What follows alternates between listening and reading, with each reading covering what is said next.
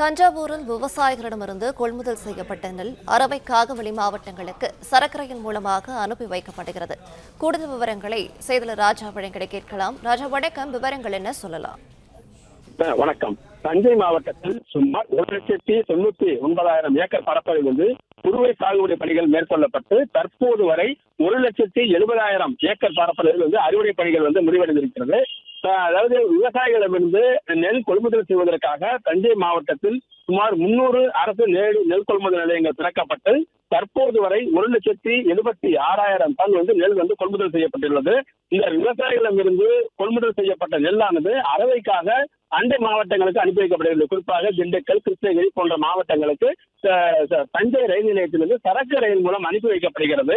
அதாவது இதுவரை தஞ்சை மாவட்டத்திலிருந்து சரக்கு ரயில் மூலம் அனுப்பி வைக்கப்படுகிறது. தஞ்சை ரயில் நிலையத்தில் சரக்குவானது ரயில் வேகனில் லாரிகளில் இருந்து நெல் மூட்டைகள் இறக்கப்படுகிறது. இந்த லாரிகள் வரிசையாக நீண்ட வரிசையில் ரயில் வேகனை ஒட்டி நிறுத்தப்பட்டிருக்கிறது. நிறுத்தப்பட்டிருக்கிற இந்த காட்சி ட்ரோன் நீண்ட வரிசையில் அணிவகுத்து இருக்கின்றன. இந்த காட்சி தான் தற்போது ட்ரோன் மூலமாக எடுக்கப்பட்ட காட்சியில் மிக அழகாக அந்த லாரிகள் அணிவகுத்து நிற்கின்ற காட்சி அழகாக காட்சியளிக்கிறது. பிளே ஸ்டோர் மற்றும் ஆப் ஸ்டோரில் இருந்து பாலிமர் செயலியை QR கோடு மூலம் பதிவிறக்கம் செய்யுங்கள்.